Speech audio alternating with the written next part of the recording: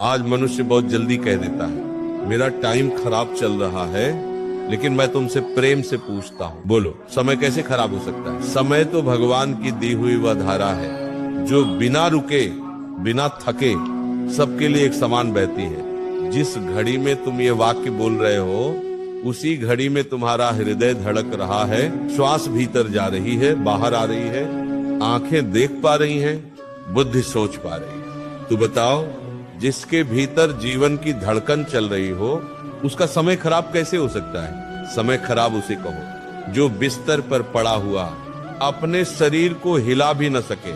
समय खराब उसे कहो जो अस्पताल के बेड पर ऑक्सीजन के सहारे सांस ले रहा हो। समय खराब उसे कहो जिसकी आंखें तो खुली हों पर वह अपने प्रियजनों को पहचान न पा रहा हो। तुम चल पा रहे हो, तुम बोल पा रहे हो, तुम खड़े हो पा रहे हो, तुम सोच पा रहे हो, तुम तो अत्यंत भाग्यशाली हो। तुम तो परमात्मा के अनुग्रह से आज भी साधना करने योग्य हो। मनुष्य को दुख तब होता है जब वह अपने पास जो है उसे नहीं देखता और जो नहीं है उसी को पकड़ कर बैठ जाता है। यही दृष्टि का दोष है, यही अज्ञान है। जिस दिन तुमने ये देख लिया कि मेरे पास जीवन है, उस दिन से तुम्हारा विलाप समाप्त हो जाएगा। मनुष्य जेल में बैठा हो या महल में, यदि उसके भीतर चेतना जागृत है तो वो अपने जीवन को सार्थक बना सकता है, क्योंकि साधना स्थान से नहीं होती, साधना मन से होती। कई लोग कहते हैं महाराज जी हालात अच्छे नहीं हैं। मैं कहता हूँ हालात कभी अच्छे नहीं होते। मन अच्छा हो तो हालात अच्छे लगने लगते हैं। जीवन में जो कठिनाई आती है वह दंड नहीं होती, वह दीक्षा होती है। परमात्मा तुम्हें तोड़ने नहीं, तुम्हें गढ़ने आते हैं। तुम कहते हो मेरा समय खराब चल रहा है, पर मैं तुमसे पूछता हूँ समय तुम्हारे लिए क्या लेकर आता है? सांस लेकर आता है, जीवन लेकर आता है, अनुभव लेकर आता है और तुम्हारे भीतर छुपी हुई शक्ति को जगाने का अवसर लेकर आता है। यदि समय वास्तव में खराब होता तो वह तुम्हें सोचने की शक्ति क्यों देता?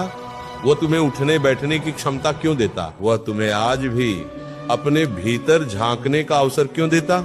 समय तो कभी तुम्हारे विरुद्ध नहीं होता, समय तो तुम्हारा गुरु होता है। वो तुम्हें वो पाठ पढ़ाता है जो सुख में कोई नहीं सीख पाता। आज यदि तुम्हें ठोकर लगी है तो ये समझो कि परमात्मा ने तुम्हें चलना सिखाने के लिए तुम्हें गिरने दिया है। जो गिरकर रोता रहता है वो शिशु बना रह जाता है, और जो गिरकर उठना सीख लेता है वही पुरुषार्थी बनता है। मनुष्य का सबसे बड़ा रोग क्या है? वह है अपने दुख को अपना बनाना। मनुष्य कहता है मेरा दुख, मेरी परेशानी, मेरी बदकिस्मती।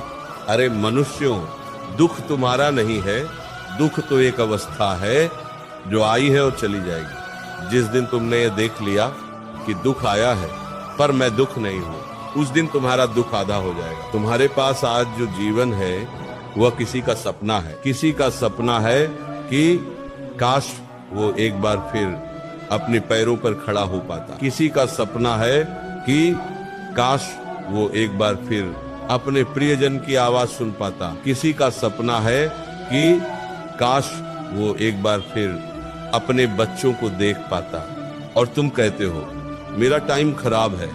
ये वाक्य नहीं है, ये परमात्मा के दिए हुए अनुग्रह को न देखने की आदत है। जिस दिन तुम कृतज्ञता सीख लोगे उस दिन से शिकायत अपने आप छूट जाएगी।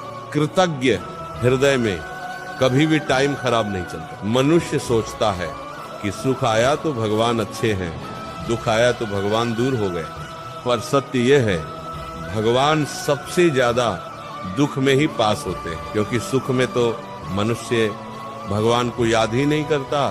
कठिन समय तुम्हें अंदर से मजबूत करने आता है। वह तुम्हें यह दिखाने आता है कि तुम्हारी असली संपत्ति तुम्हारी नौकरी नहीं, तुम्हारा धन नहीं, तुम्हारा पद नहीं, तुम्हारी चेतना है। जो व्यक्ति अपनी चेतना को बचा लेता है वो सब कुछ हार कर भी सब कुछ जीत लेता है। कई लोग कहते हैं महाराज जी सब कुछ चला गया।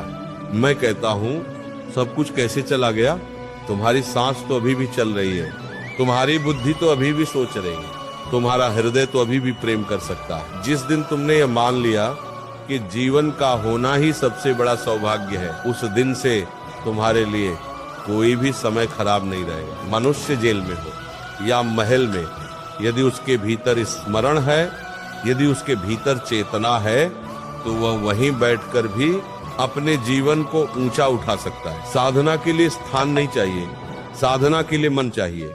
जो व्यक्ति अपने वर्तमान को कोसता है वो भविष्य को भी अंधकार देता है, और जो व्यक्ति अपने वर्तमान को साधना बना लेता है वह भविष्य को प्रकाश से भर देता है। इसलिए रोना छोड़ो, अपने जीवन को दोष देना छोड़ो, और परमात्मा के दिए हुए इस क्षण को पकड़कर कहो, हे प्रभु, जो है उसी में तेरा नाम जपूंगा, जो मिला है उसी में तुझे खोजूंगा, जो समय है उसी में स्वयं को बदलूंगा। समय नहीं बदलता, साधक बदलता है, और जब साधक बदल जाता है तो वही समय उसके लिए वरदान बन जाता है।